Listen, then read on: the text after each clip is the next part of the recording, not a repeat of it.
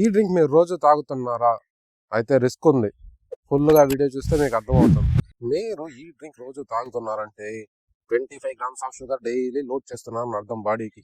షుగర్ని మీరు క్రిస్టల్ ఫామ్లో తీసుకునేదానికి లిక్విడ్ ఫామ్లో తీసుకునేదానికి చాలా డిఫరెన్స్ ఉంది.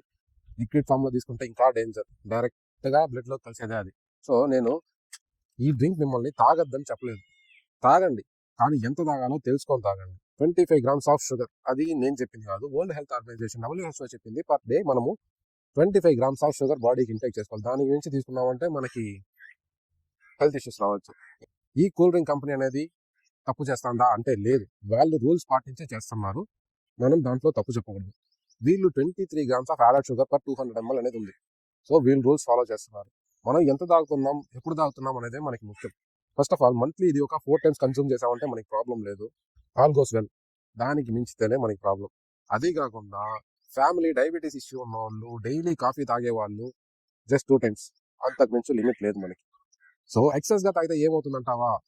చెప్తాను.